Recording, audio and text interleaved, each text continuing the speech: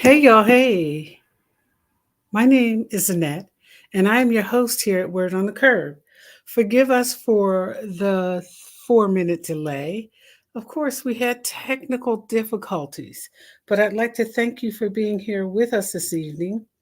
And I'm a little excited. This topic is going to take two or three posts.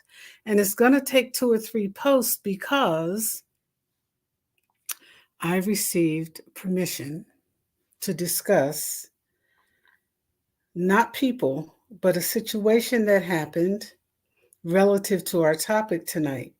And I think it's going to be interesting in that it's going to shed some light on what we see as love being blind. So it's going to be a good topic. And I'm absolutely looking forward to sharing this with you here tonight.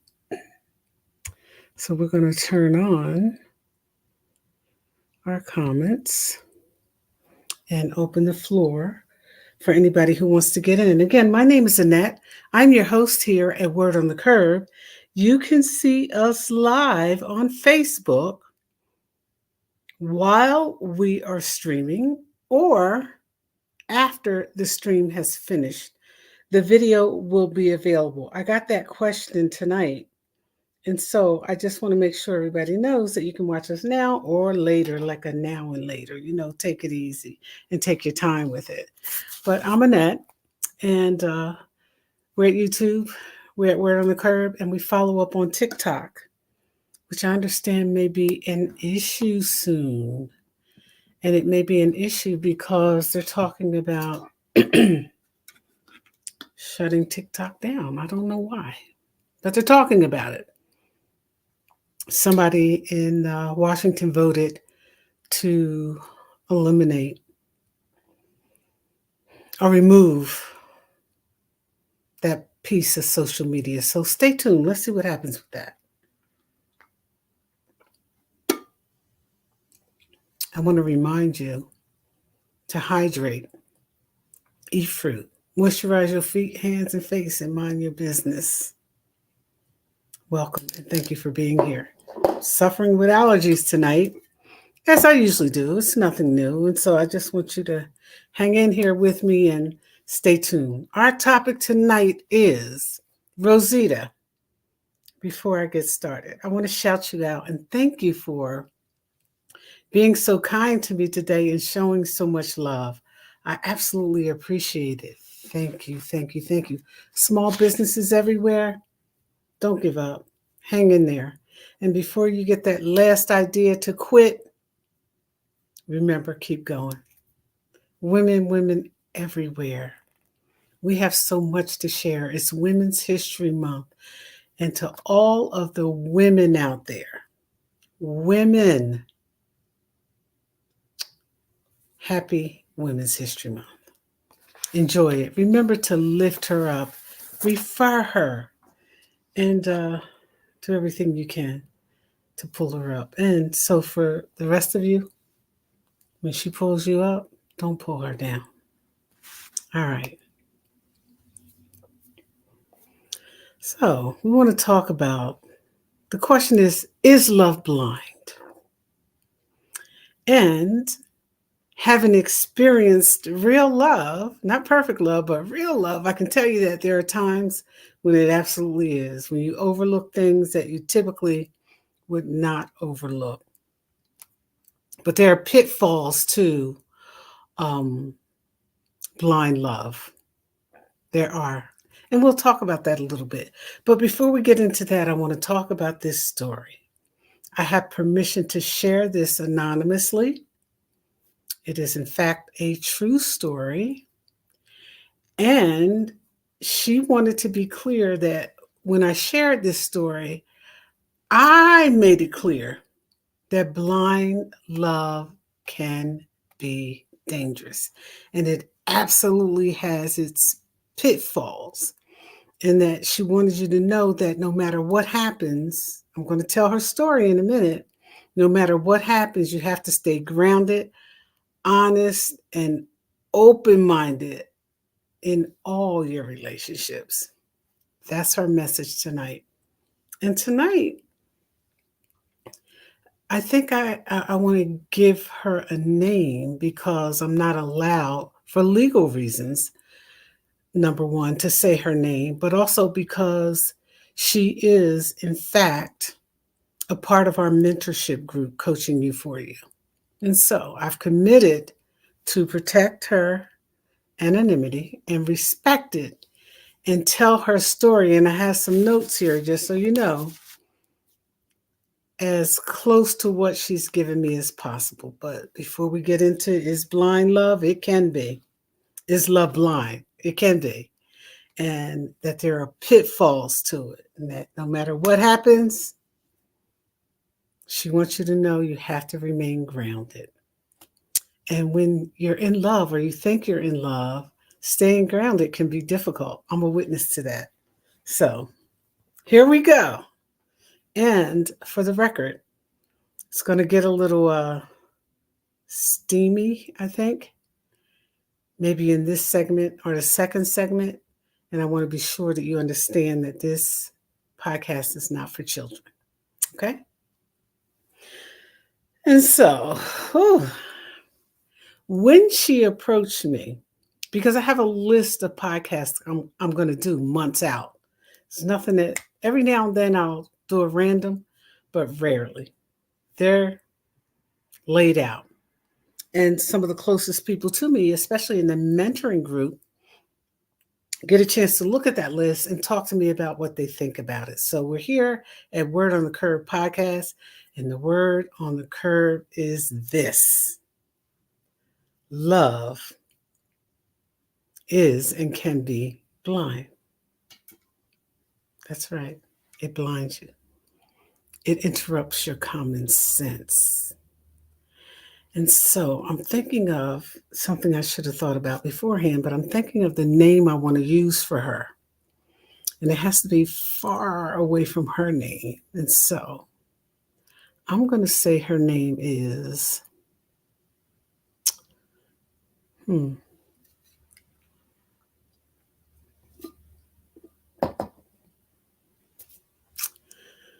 Ooh, it's going to be difficult.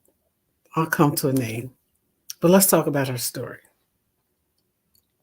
So this woman was in a relationship, and she is 53 years old. She's 53 years old. And when she got into the relationship, she was in a relationship, and we're going to make this a little broad because we don't want anybody trying to figure out who it is, because we don't just podcast locally. Our podcast reaches many places: Virginia, Washington, the parts of the South, parts of the North, parts of the West. We have some people looking in, and they don't always come in when we're live. They come in and watch it later. And I want you to know this: we have no idea who you are until you announce yourself in the comments. Other than that, you come into the comments as a Facebook user. So you're safe. But she's 53 years old, and she had dealt with this man for about 9 years, right? Well, 8.5, so close enough. It says about 9 years. I want to get it right. And I told you I have her notes. I want to get it right. And when she met him, she said that this guy was not her type, and that she had had a few relationships and, was comfortable being in a relationship, but wasn't so sure about this guy. And I think what's important about this is that I want you to know and remember is that she didn't trust her gut. She says it. She didn't trust her gut because she said when she met him, she knew that he wasn't her type, number one. And number two is she didn't like his style. So right off the bat, she said, I didn't like his type. He wasn't my type, and I didn't like his style. But I had promised myself, she says, after a few failed relationships, some they ended and some I ended, that I would give the relationship a chance. Those were her words. I would give the relationship a chance, and not so much the relationship, but the opportunity to date him.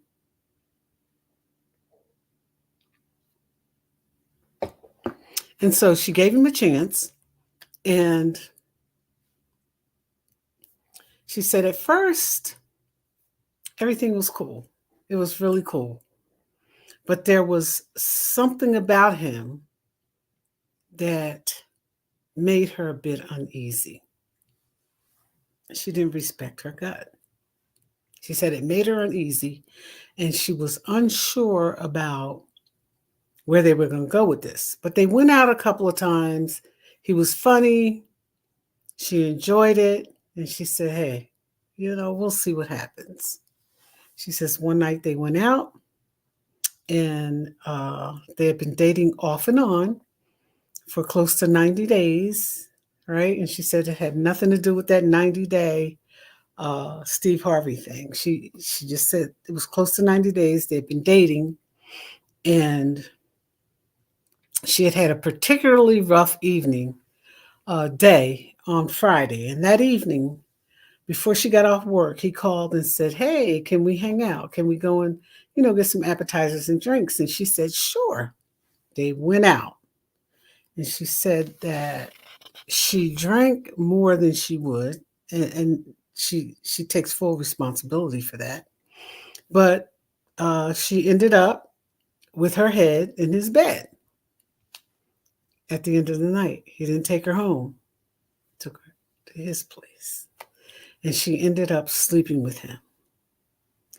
And she said that through that, and I'll get into it more in the next segment because I have to ask her some questions based on what I'm reading here with these 4 pages of notes that she gave me. She said that it was the best sex she'd ever had. The best. And she was overwhelmed with it. That for her, that night, things happened with him that had never happened for her before. And she fell for him. Pay attention. She fell for him. She said, I fell for him, and I realized that, I was willing. This is her secret, so I have to be careful. I realized that, I can do this, right? Now, the question is, and I asked this question, did you fall for him because of him, or did you fall for him because it was great sex? She said, I'm not sure, but I fell. I fell. And we all have things that we're never going to share. You know that, right? All of us. And on here, one of the things it says is that we all have a story we will never tell. And that's where she is. And the only reason she agreed to this is because it's anonymous, and I'll never mention her name now or ever. I will never mention her name. I'm going to give her a name as we move through these. This is the first segment, the second segment, and third segment. I'm going to give her a name. And she's even agreed that if she has enough heart, that before we end the series on this secret and the story, that she has that most people never tell, that she might be in the background so that you can hear her. But she's not comfortable with being seen because of some other things that will be revealed in the second series. But moving right along, she said, I fell for this guy hard and found myself thirsty for him.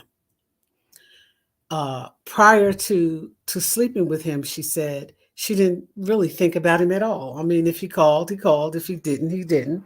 And it was really no big deal for her. But once she got involved with him sexually, it shifted. And it shifted to his favor because she found herself listening to him and talking to him and calling him and texting him, something she had never done too much of when they started seeing each other. And I asked the question, was it love or was it lust? Because even in those 90 days, or almost 90 days, she really didn't know him. But they slept together. And it changed the dynamics in the relationship. So we'll get back to the rest of that in part 2 because it does get a little steamy. And I wanted to start this part of it and tell you that she agrees that love can be blind, as do I. It can be. Doesn't have to be, but it can be. And it shouldn't be across the board, right? But love can be blind. And people say that it's blind because when you're in the middle of deep love, you know, the world is filled with all kinds of beautiful colors, and flowers smell good, and music sounds good, and you get butterflies when you see them, and everything your partner does seems so right. This is where the term love is blind comes in at. At least that's what they tell me. That you are so blinded by the love or the lust. Choose your poison. That you cannot see any of your lover's flaws, right? And so that's true. And it's true because when you love somebody, I'm speaking now from my experience, strength, and hope. I'll call her Nisha. Okay, she's 53. I'm sure she's not going to like that name, but I'll call her Nisha. Told you about Nisha. We'll get back to Nisha in the second segment. Now I'm sharing my experience, strength, and hope. I've been in love, madly in love, and I loved it. I love being in love. And it's true. I could not see many of his faults, my husband's faults. I just really couldn't see them. There were things I didn't like. For example, you know, he would build a sock pile unstretched out on the side of the bed. I hated that, but it was no big deal. And he did other things that I didn't like, but I couldn't really see them. And as I grew in my marriage under, you know, with his leadership and his love, and leadership is love. That's what it's about. Leading is about love. I learned a few things. You know, I learned that love can be blind. I learned that eventually you will open your eyes. I learned that there are pitfalls to not being grounded in relationships because in the beginning, when I tell you I was like stupid in love, I was stupid in love. But that love matured, it grew. And I came to know him better, you know, the longer we were married. And it wasn't difficult. Let's flip the script a little bit. As many of you already know, I lost my husband. And after losing my husband, I got involved in a relationship with a person who shall forever remain nameless. But I said that to say, be careful about the things you do when you're sad, when you're grieving, when you're not in good space. We tend to pick up lust, confusing it for love. And that's where the trouble comes in at. Now, a lot of people say, I know the difference between love and lust. Take your head out of bed and find out how you feel about it. Or her. Stop sleeping with them and see how you feel about them. That's right. You can have an intimate connection without sex. Try it. That's why they ask us to wait. Men and women, wait. Get to know them.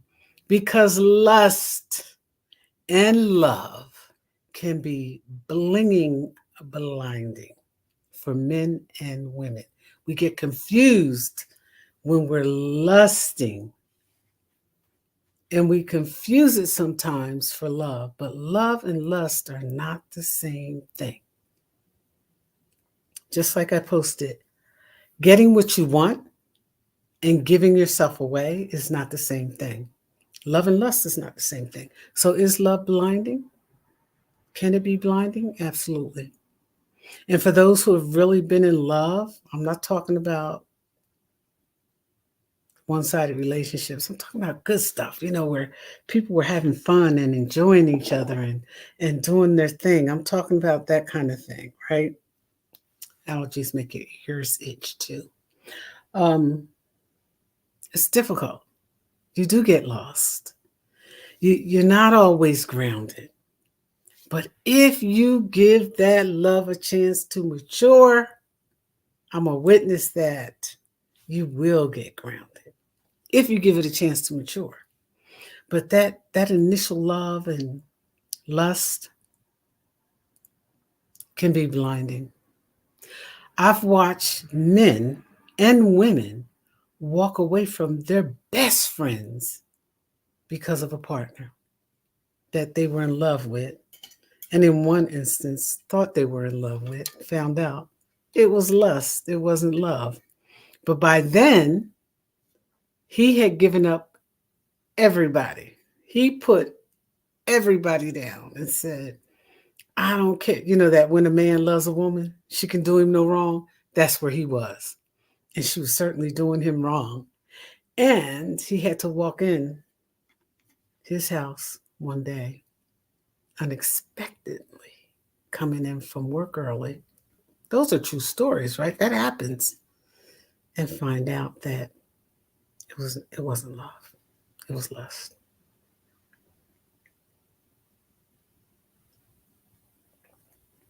And in recognizing that, he recognized and admitted in the group. He's in the group too. Different situations, but he's in the Coaching Euphoria group too. And he also gave permission, but I can only share one secret, at a time. But he said that what he realized was that he had fallen for a look. He loved her hair. It was natural. He loved when she had her makeup on her full face. He loved the way her body looked.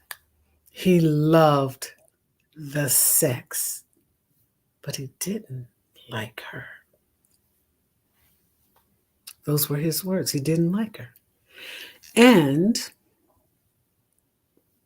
one of the things I found out when I was in my grief, I'll put it like that, when I was in my grief and I had gotten involved with somebody, not only was it a complete waste of time, but it was a complete waste of energy because it wasn't love.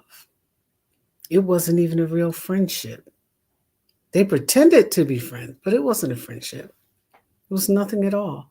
And sometimes, when you're grieving and when you're sad, and if you just take a look, you'll know that when you're sad, when we're sad, we have a tendency to do things that we wouldn't normally do in the right circumstances.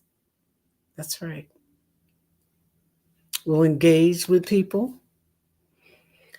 We'll date people. We'll sleep with people that we have absolutely no business being with when we're sad. So watch that too. Whenever we're sad and we look back, we're typically sad for a reason. We've either lost something near and dear, or boundaries have been crossed that have compromised us. And so we go for that feel good thing. I know y'all don't know what I'm talking about, but the feel good thing. And that doesn't last. It doesn't last. I am a witness. It doesn't last. And so is Nessa. It doesn't last. And what I talk about in the second segment regarding her relationship, I want to remind you, it's not for kids, is deep. When she says that things happened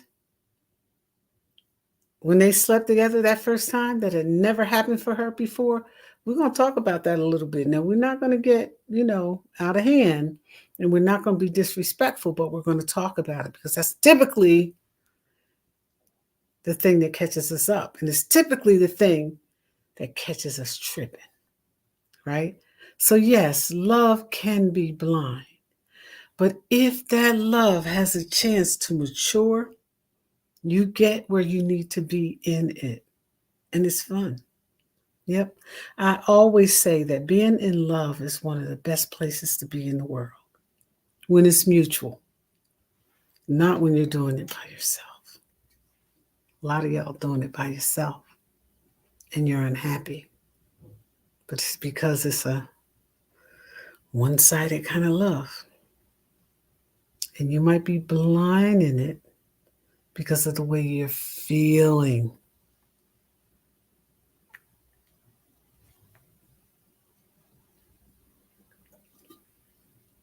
And by feeling, I mean feeling.